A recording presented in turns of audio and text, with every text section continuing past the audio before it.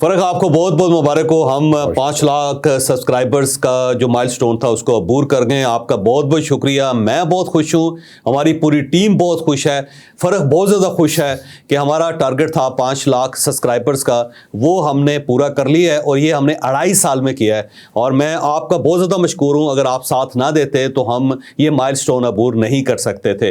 ہماری کوشش تھی کہ آپ تک جو بھی خبر پہنچائی جائے صحیح پہنچائی جائے, اور جو تجزیہ ہماری استطاعت کے مطابق ہے وہ آپ تک پہنچایا جائے. ہمارا یہ ساتھ اسی طرح قائم رہنا چاہیے. انشاءاللہ تعالی اب ہم 1 ملین تک اپنے سبسکرائبرز کو لے کے جانا چاہتے ہیں. مجھے امید ہے کہ 1 سال کے اندر ہم یہ مرحلہ بھی عبور کر جائیں گے. تو آپ کا بہت بہت شکریہ. ہماری ٹیم آپ کے ساتھ اسی طرح جڑی رہے گی, آپ بھی ہمارے ساتھ جڑے رہیے. اور اب ہم آج کے موضوعات کی طرف آتے ہیں. فرق خود بھی آپ کا شکریہ ادا کرنا چاہتے ہیں. اب آپ ان کی بات بھی سنیے.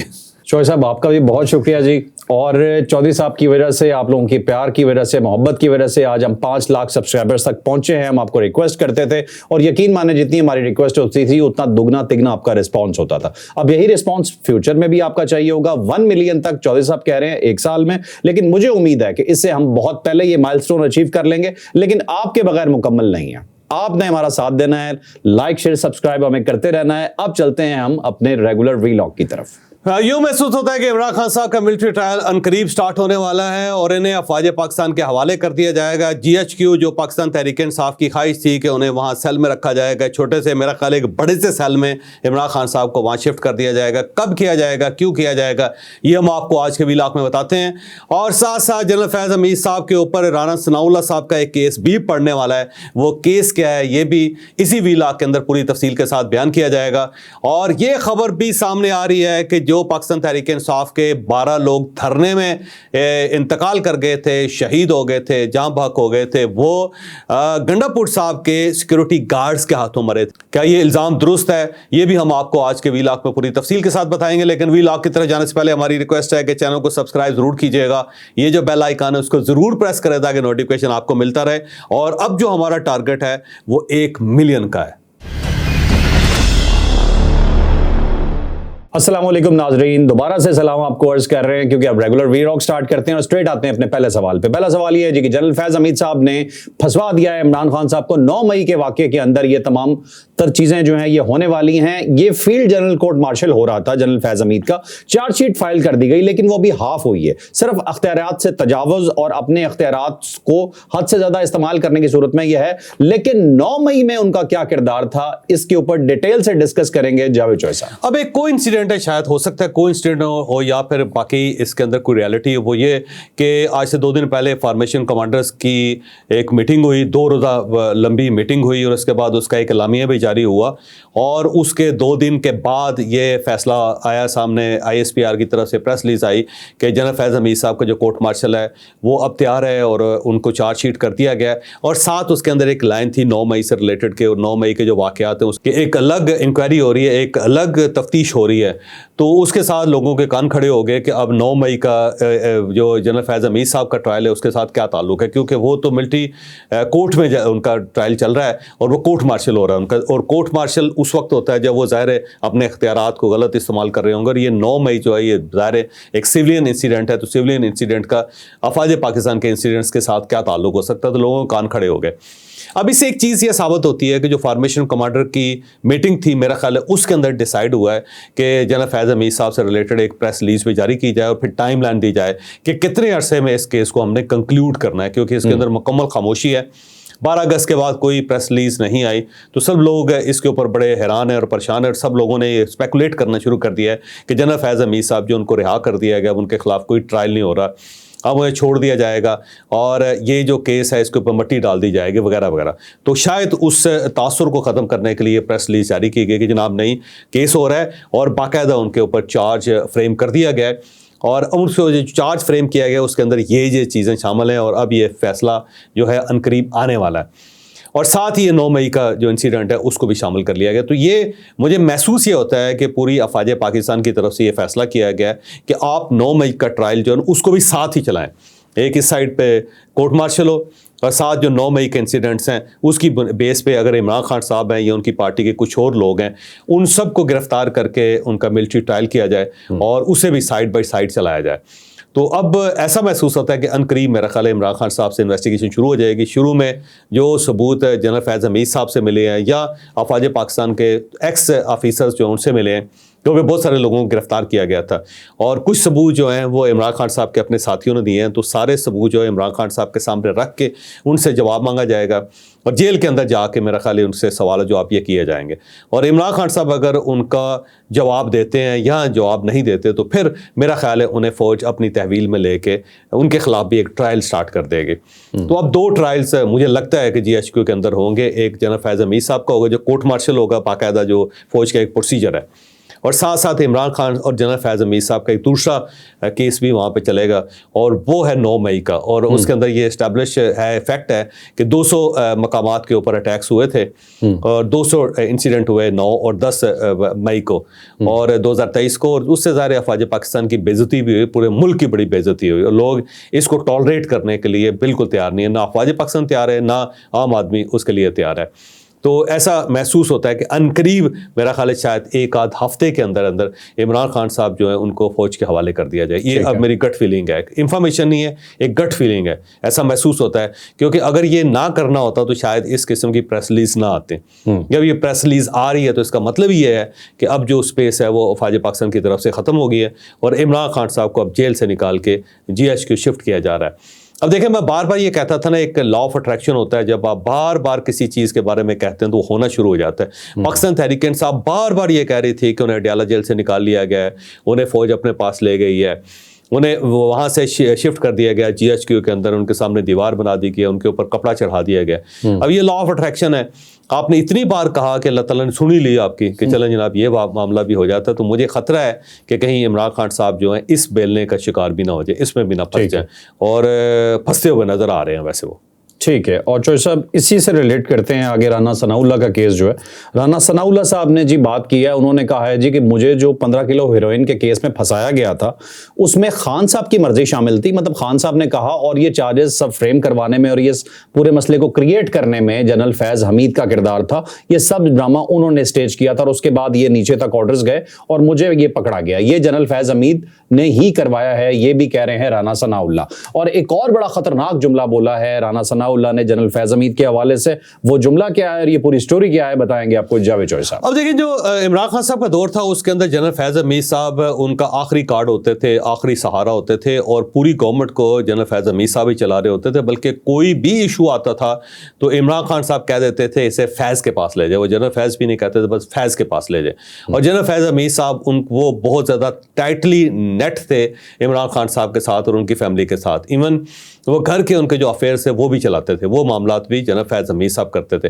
پنجاب کی گورنمنٹ چلانا, خیبر پختونخوا کی گورنمنٹ چلانا, پھر گلگت بلتستان کی گورنمنٹ چلانا, پھر کشمیر کی گورنمنٹ چلانا, پھر عمران خان صاحب کی پارٹی کو چلانا, پھر پوری اپوزیشن کو ڈنڈا دے کے رکھنا, جو پنجابی میں کہتے ہیں, معافی چاہتا ہوں لفظ بڑا برا ہے لیکن پنجابی کے اندر اسی طرح ہی کہا جاتا ہے کہ ڈنڈا دے کے رکھنا. تو وہ ڈنڈا دے کے رکھنا اپوزیشن کو, وہ بھی, اور اس کے ساتھ ساتھ فارن افیئرس ہیں, پھر جو ملکی معیشت ہے, جو اکانومی ہے, اس کے معاملات بھی ہیں. چائنا کے ساتھ ریلیشن ہے, امریکہ کے ساتھ ریلیشن ہے, عمران خان صاحب کی سعودی عربیہ میں آمد و رفت ہے. تو ساری چیزیں جو تھی وہ جنرل فیض حمید صاحب کے پاس ہوتی تھی. بلکہ جنرل فیض حمید سے لاکھ اختلاف کریں, لیکن ایک چیز طے ہے کہ وہ ورکولک آدمی تھے, وہ 3-4 گھنٹے سوتے تھے, کام بہت زیادہ کرتے تھے. بلکہ انہوں نے سارا بوجھ عمران خان صاحب کو انہوں نے اٹھا کے رکھا ہوا تھا. اور عمران خان صاحب کا بس اگر کسی جگہ نہیں چلتا تھا تو جنرل فیض حمید کو کہتے تھے لو بھائی چابی دو, اور استاد چابی دے دیتے تھے. یہ ایک سلسلہ تھا. اب جو رانا ثناء اللہ صاحب ہیں ان کو گرفتار کرنا چاہتے تھے. 3 لوگوں کی گرفتاری جو تھی وہ عمران خان صاحب کا بڑا خواب تھا. ایک خواجہ آصف کو ہر صورت وہ گرفتار کر کے ان کے خلاف آرٹیکل 6 چلانا چاہتے تھے. اس کی وجہ یہ تھی کہ خواجہ آصف جو تھے وہ بار بار کہتے تھے کہ عمران خان کے خلاف آرٹیکل 6 لگنا چاہیے. تو وہ عمران خان صاحب کے دل میں بیٹھا ہوا تھا, اور کہتے تھے کہ جب میری گورنمنٹ آئے گی تو میں اس شخص کے خلاف آرٹیکل 6 ضرور لگاؤں گا. تو آرٹیکل 6 لگانا خواجہ آصف کے خلاف جو تھا وہ بہت زیادہ عمران خان صاحب کی خواہش تھی. لیکن جنرل باجوہ صاحب نے ہمیشہ خواجہ آصف صاحب کو بچایا. اس کی بنیادی وجہ یہ ہے کہ جو سسر ہیں جنرل باجوہ صاحب کے, جنرل اعجاز امجد صاحب, وہ خواجہ صاحب کے سفارشی تھے اور وہ بہت زیادہ ان کے قریب بھی تھے. خواجہ صاحب انہی کے ذریعے جنرل باجوہ صاحب سے رابطہ کرتے تھے, اور جنرل اعجاز امجد صاحب نے ہی خواجہ آصف صاحب کو جتوایا تھا, ورنہ یہ سیٹ اپنی ہار گئے تھے. وہاں پہ عثمان ڈار صاحب جیتے ہوئے تھے. اچھا. اور عثمان ڈار صاحب کو پیچھے ہٹا کے اور خواجہ آصف صاحب کو جتوایا گیا تھا. تو اتنا زیادہ وہ قریب تھے جنرل اعجاز امجد صاحب سے, اور وہی سفارشی تھے خواجہ آصف صاحب کے. تو خواجہ آصف صاحب کو جنرل فیض حمید اور عمران خان صاحب سے جنرل باجوہ صاحب نے بڑی مشکل سے بچایا تھا. وہ بڑے اٹیک کیے عمران خان نے, بلکہ وہ کہتے تھے پکڑو اس کو, لیکن جنرل باجوہ صاحب نے جنرل فیض حمید کو روک دیا تھا کہ آپ نے یہ نہیں کرنا. بلکہ تھوڑے سی گرفتار بھی رہے وہ, لیکن وہ گرفتاری میں بھی اور جیل کے اندر نہیں رہے, وہ کچھ عرصہ ہسپتال کے اندر رہے, وہاں پہ بھی کمفرٹیبل رہے, اور الٹیمیٹلی جنرل باجوہ صاحب نے ان کو چھڑوا دیا وہاں پہ. ٹھیک ہے. اور جو دوسری جو ان کی خواہش تھی, وہ چاہتے تھے کہ جو رانا ثناء اللہ صاحب ان کو مونچھوں سے پکڑے. ان کی بڑی خواہش تھی کہ وہ جائیں اور جا کے مونچھوں سے ان کو پکڑ لیں اس طرح, اور اس کا وہ اظہار عموماً تقریروں میں بھی کرتے تھے. لیکن کیونکہ رانا ثناء اللہ صاحب بڑے معزز آدمی ہیں, بڑے سمجھدار آدمی ہیں, انہوں نے زندگی میں کوئی ایسا کام نہیں کیا کہ جس کے اوپر ان کی پکڑ ہو سکے, سوائے ایک ایشو تھا جو سانحہ ماڈل ٹاؤن تھا. لیکن اس میں بھی کیونکہ بہت سارے لوگ انوالو تھے, بہت سارے لوگوں کے اوپر وہ سرکل ہوا تھا, یہ صرف وہاں پہ وزیر قانون تھے, تو اس میں بھی ان کی پکڑ نہیں ہو سکی زیادہ. تو اب عمران خان صاحب یہ چاہتے تھے ہر صورت کے ان کے خلاف کو کیس بنایا جائے اور ان کو گرفتار کیا جائے, لیکن کوئی شخص بھی ان کے خلاف کیس بنانے کے لیے تیار نہیں تھا. پہلے ایف آئی اے کو کہا گیا تھا, ایف آئی اے نے خواجہ آصف سے معذرت کر لی اور رانا ثناء اللہ صاحب کے بارے میں بھی معذرت کر لی کہ ہم جی کیا کیس بنا سکتے ہیں جب ایک بندہ ہے ہی انوسینٹ, کوئی کیس ہے ہی نہیں, کوئی ایشو ہے ہی نہیں, تو کس طرح پکڑ لیں ان کو. تو سب نے آلموسٹ معذرت کر لی. تو اس کے بعد پھر یہ ٹاسک جنرل فیض حمید صاحب کو دیا گیا تھا, اور جب یہ کیبنٹ کے اندر ڈسکس ہوا تھا تو بہت سارے لوگوں نے اپوزیشن کی تھی, اپوز کی تھی, جس کے اندر فواد چودھری صاحب بھی شامل تھے, فیصل واڑہ صاحب بھی شامل, بہت سارے لوگ تھے. وہ یہ کہتے تھے جی آپ کیسے کیس بنائیں گے, کیونکہ کسی نے ان کو کہہ دیا کہ ان کو ہیروئن ڈال دیں. اور جب یہ وہاں پہ آیا تھا تو معاملہ, تو فواد چودھری نے انکار کیا تھا, انہوں نے کہا جی یہ بڑی زیادتی ہے, آپ اس طرح نہ کریں, اور یہ پولیٹیکل وکٹمائزیشن ہے, اور الٹیمیٹلی ہم بھی اس کا شکار ہوں گے کبھی نہ کبھی, اور یہ کیس اسٹینڈ نہیں کر سکیں گے وہاں پہ. بلکہ جو ڈی جی این ایف تھے ان کو بھی جب بلایا گیا تھا, انہوں نے بھی کچھ بتایا تھا, تو اس کے اوپر بھی بہت زیادہ جو منسٹر تھے وہ ناراض تھے کہ یہ ورکیبل نہیں ہے, اس طرح نہ کریں. لیکن عمران خان صاحب کی ضد تھی, انہوں نے کہا نہیں جی نہیں بنایا اس کے اوپر. تو یہ سارا معاملہ پھر جنرل فیض حمید صاحب نے اس کو ٹیکل کیا تھا, ڈیل کیا تھا, اور انہی کے کہنے پہ یہ سب کچھ ہوا تھا. اور اب کیونکہ رانا ثناء اللہ صاحب اس کا ذکر کر رہے ہیں, اس سے پہلے وہ خاموش رہے ہیں اور کسی جگہ انہوں نے ذکر نہیں کیا. اب جو رانا ثناء اللہ صاحب کہہ رہے ہیں, تو میں بھی آپ کو پھر بتا رہا ہوں کہ یہ سارا آپریشن تھا وہ جنرل فیض حمید صاحب کا تھا, اور انہوں نے اسی طرح جب وہ موٹر وے پہ جا رہے تھے تو ساری انفارمیشن دی گئی اے این ایف کو, اے این ایف کے لوگ وہاں پہ کھڑے کیے گئے, پھر اس طرح گاڑی روکی گئی, پھر ان کے اوپر پراپر ایک کیس بنایا گیا, جس کی کہا جاتا تھا کہ فوٹیجز وغیرہ بھی ہیں, جبکہ کوئی فوٹیجز نہیں تھی, کیونکہ اس کے اندر 15 کلو ہیروئن تھی ہی نہیں. ایک باکس تھا, انہوں نے کہا جی یہ دیکھیں اس کے اندر ہیروئن ہے, کچھ بھی نہیں نکلا تھا, لیکن انہوں نے ان کے اوپر ایک جعلی کیس بنا دیا گیا تھا. لیکن یہاں پہ ایک بڑی دلچسپ بات ہے کہ اس کے بعد جو رانا ثناء اللہ صاحب ہیں, ان کی جنرل فیض حمید صاحب کے ساتھ ملاقات بھی ہوئی تھی, اور اس وقت proper D G I S I تھے وہ. اس کی وجہ یہ تھی کہ رانا ثناء اللہ صاحب جب جیل کے اندر تھے اور بعد میں ان کی ضمانت بھی ہوئی اور رہا بھی ہو, تو انہوں نے بڑا مشکل وقت گزارا حراست میں, کیونکہ ان کو تندور کے ساتھ رکھا گیا تھا, سخت گرمی ہوتی تھی, پھر رات کو جگایا جاتا تھا, رات کو لائٹیں آن رکھی جاتی تھی, وہاں پہ کاکروچ تھے, وہاں پہ مکھیاں اور مچھر تھے, وہاں پہ کیڑے بہت زیادہ تھے, ان کو صاف کپڑے نہیں دیے جاتے تھے, صاف دوائیں نہیں دی جاتی تھی, گھر سے کھانا نہیں دیا جاتا, بڑا تنگ کیا جاتا تھا جیل میں, اور باقاعدہ کیمرے لگا کے چیک کیا جاتا تھا کہ اب کیا صورتحال ہے ان کی. لیکن انہوں نے بڑی استقامت کا مظاہرہ کیا جیل کے اندر. پھر جب وہ رہا ہوئے ضمانت کے اوپر, تو اس کے بعد انہوں نے انٹرنیشنل فورمز کو لکھنا شروع کر دیا تھا کہ میرے ساتھ کیا ہوا. ایک فورم ہے پارلیمنٹیرینز کا اور انٹرنیشنل فورم ہے, تو اس کے اندر انہوں نے ایک خط لکھ دیا کہ جناب اس کی انویسٹیگیشن ہونی چاہیے, انٹرنیشنل لیول پہ ہونی چاہیے. اور اس سے جنرل فیض حمید صاحب گھبرا گئے, انہیں محسوس ہوا کہ اگر یہ ایشو باہر نکل گیا تو کوئی نہ کوئی, اگر باہر سے کسی نے کوئی ایک پنگا کر دیا, کوئی پرابلم پیدا کر دیا, یا باہر سے کوئی وفد آ گیا, تو ہمارے لیے اس کو ڈیل کرنا مشکل ہو جائے گا.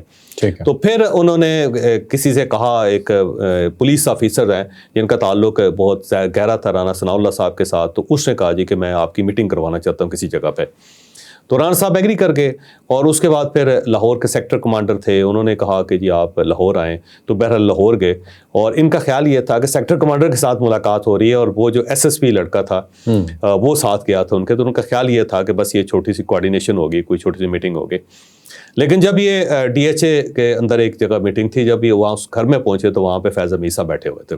ٹھیک ہے. اور جناب فیض حمید صاحب نے پھر ان کے ساتھ ایک ڈیل کرنے کی کوشش کی کہ آپ خاموش رہیں, آپ کا کیس ختم ہو جائے گا, چھوڑ دیں جو ماضی کے اندر ہوا, اور عمران خان صاحب کی غلطی ہے, عمران خان صاحب کے کہنے پہ کیا گیا تھا, لیکن اب ہم ان کی ہر بات نہیں مانتے, آپ کو کمپنسیٹ کیا جائے گا, بہرحال آپ خاموش رہیں. تو پھر رانا ثناءاللہ صاحب نے خاموشی اختیار کر لی تھی، لیکن کوئی کمپرومائز انہوں نے جنرل فیض حمید صاحب کے ساتھ نہیں کیا تھا. ٹھیک ہے. بہرحال اس کے بعد پھر جنرل فیض حمید صاحب کے ساتھ ان کی پارلیمنٹ کے اندر بھی ملاقات ہوتی رہی، کیونکہ جو ان کیمرہ وہاں پہ اجلاس ہوتے تھے اور وہاں پہ ڈی جے ایس آئی اور جنرل اور آرمی چیف وہاں پہ جو بریفنگ دیتے تھے وہاں پہ ملاقات ہوتی تھی ان کے. لیکن رانا ثناءاللہ صاحب وہاں پہ بھی ان کو سنا دیتے تھے جی آپ نے میرے ساتھ یہ بڑی زیادتی کی. تو اب رانا ثناءاللہ صاحب نے کہنا شروع کر دیا، انہوں نے کہا جی کہ یہ جنرل فیض حمید صاحب نے کیا تھا، عمران خان صاحب کے کہنے پہ کیا تھا، اور یہ جو ہے یہ بھی ایک زیادتی ہے. تو میرا خیال ہے اگر آپ اس پریس ریلیز کو دیکھیں تو اس کے اندر ہے کہ اپنے جو اختیارات ہے اسے تجاوز کیا گیا اور لوگوں کو نقصان پہنچایا گیا. تو لوگوں کو نقصان پہنچانے کا کیس صرف ٹاپ سٹی کا نہیں ہے، میرا خیال ہے رانا ثناءاللہ صاحب کا کیس بھی ڈیفینیٹلی کسی نہ کسی جگہ ڈسکس ہو رہا ہوگا. اور اگر نہیں ہو رہا، اور اگر ایک رانا ثناءاللہ صاحب کی طرف سے ایک اپلیکیشن چلی جاتی ہے تو پھر میرا خیال ہے جنرل فیض حمید صاحب اس کیس میں بھی پھنس جائیں گے، کیونکہ ایک پارلیمنٹیرین ہے اور وہ پنجاب کے 10 سال وزیر قانون رہے، اور آپ نے اس کے اوپر ہیروئن ڈال دی. کمال ہی ہے ویسے، اور 15 کے جی ہیروئن ڈال دی.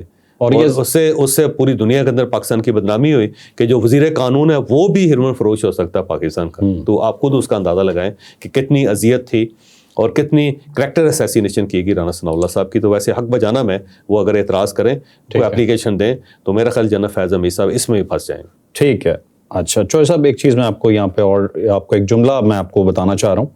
وہ رانا ثناءاللہ صاحب نے بولا ہے فرعونیت کی اگر کوئی زبان ہوتی تو شاید جملے ایسے ہی ہوتے. انہوں نے کہا ہے کہ جنرل فیض حمید کہا کرتے تھے کہ عزت بھی ہم دیتے ہیں اور موت بھی. جنرل فیض حمید صاحب کے اندر تکبر بہت زیادہ تھا، وہ زیادہ اس میں کوئی شک نہیں کہ ورکولک تھے، کام بہت زیادہ کرتے تھے، لیکن ان کے اندر ایک تھانی داری تھی، ایک تکبر تھا بہت زیادہ. اور لوگوں کے ساتھ جو بہیو کرتے تھے، جس طرح بات کرتے تھے، وہ واقعی بڑی خوفناک ہوتی تھی.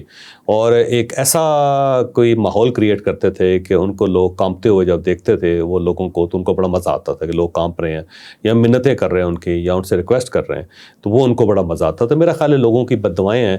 اب دیکھیں جو اتنا طاقتور آدمی تھا آج وہ خود جیل کے اندر ہے اور خود وہ اس قسم کے جو الزامات ہیں ان کو فیس کر رہا ہے، جو میرا نہیں خیال کہ کسی بھی سولجر کے لیے ایکسیپٹیبل ہو سکتے ہیں. کہ پوری زندگی آپ فوج کے اندر رہے ہوں اور آپ پھر لیفٹیننٹ جنرل رہے ہوں، اور ایک ایسے لیفٹیننٹ جنرل ہوئے ہوں جن کا نام نیکسٹ آرمی چیف کے لیے بھی کنسیڈر کیا جا رہا ہو، یا اس فہرست کے اندر ہو 4 لوگوں کے اندر جو آرمی چیف بننے، اور اتنے باعزت رہے ہوں کہ آپ سعودی کنگ کے ساتھ بیٹھتے ہوں، آپ چائنیز پریزیڈنٹ کے ساتھ بیٹھتے ہوں، آپ امریکن پریزیڈنٹ کے پاس جاتے ہوں، آپ UK کے پرائم منسٹر کے پاس بیٹھتے ہوں، آپ پورے ملک کی اکانومی چلا رہے ہیں، اور پھر آل آف سڈن آپ کے اوپر کیسز بن جائیں اور آپ کو گرفتار کر لیا جائے، اور گرفتار بھی آپ کو اپنا ادارہ کرے، اور آپ پاکستان کی ہسٹری کے پہلے DJI ہوں جن کا کورٹ مارشل ہو رہا ہو.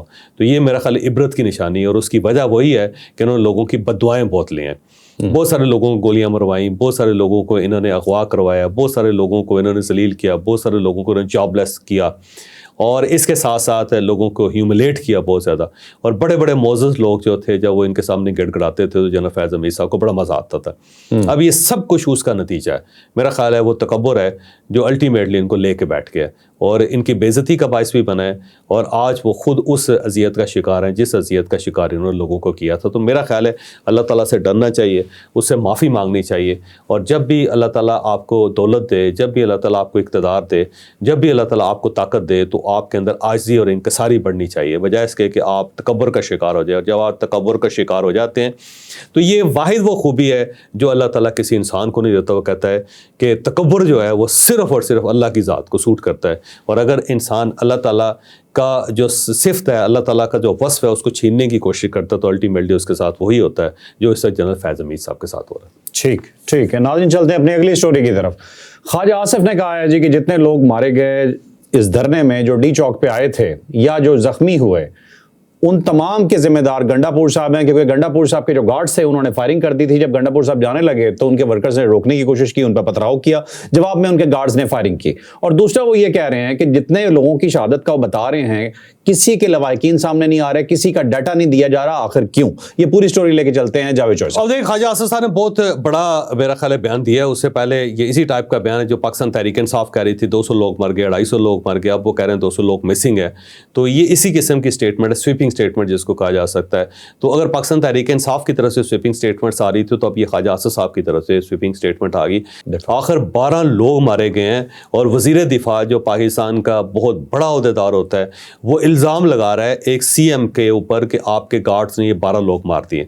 तो अगर पाकिस्तान तहरीक इंसाफ से हम पूछ रहे हैं कि जनाब जो कुछ आप कह रहे हैं उसका सबूत क्या है, वो लाशें कहाँ हैं, वो लवाहकीन कहाँ हैं जिनका आप जिक्र कर रहे हैं, तो अब पूरी कौम को ख्वाजा आसिफ से भी पूछना चाहिए कि आप वज़ीर दिफा हैं और आपने इतनी बड़ी स्टेटमेंट दे दी है कि ये जो 12 लोग शहीद हुए हैं या 12 लोग जो मारे गए हैं या 12 लोग जो जाम बहक हुए हैं, जो 12 लोग जो कत्ल हुए हैं, ये गंडापुर साहब के सिक्योरिटी गार्ड्स की वजह से हुए हैं। तो मेरा ख्याल है ख्वाजा आसिफ से पूछना चाहिए और ख्वाजा आसिफ और गवर्नमेंट से पूरा सबूत मांगना चाहिए। इस बयान को ऐसे नहीं छोड़ देना चाहिए क्योंकि 12 लोगों की शहादतें हैं, 12 लोगों का कत्ल है और ये कोई कत्ल छोटा नहीं है।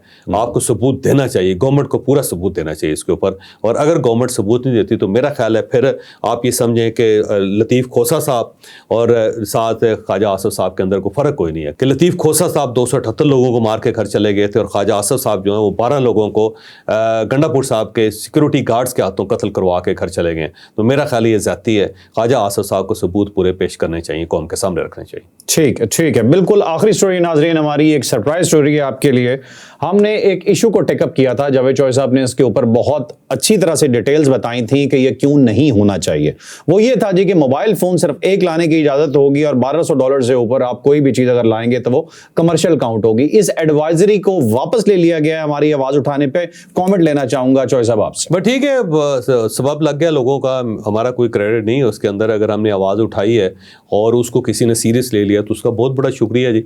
तो अब जनाब आप दूसरा मोबाइल भी ला सकते हैं और $1200 से ज़्यादा शॉपिंग भी कर सकते हैं, लेकिन इसका हरगिज़ ये मतलब नहीं है कि आप कमर्शियल लेवल पे 400 आपने मोबाइल फ़ोन उठाए हो और आपने कोई $6 लाख की शॉपिंग की हो तो ये बड़ी ज़्यादती हो गई। शॉपिंग भी कम करनी है और मोबाइल फ़ोन भी कम ही लेके आना जितनी आपको ज़रूरत है। अंधाधुंध ना करें, कमर्शियल यूज़ ना करें इस सहूलत का। ये सहूलत आपके लिए है। मैं बहरहाल FBR का शुक्रगुजार हूँ कि उन्होंने मेहरबानी की है, लोगों की थोड़ी सी तो दाद रसी की है, बजाय इसके कि आप डॉलर भी इकट्ठे करते रहे उनसे और साथ साथ उनके मोबाइल भी जब्त करते रहे। ठीक नाज़रीन, बहुत शुक्रिया, आपने व्लॉग देखा। लाइक शेयर सब्सक्राइब करना बिल्कुल नहीं भूलना। इजाज़त दीजिए, अल्लाह हाफ़िज़।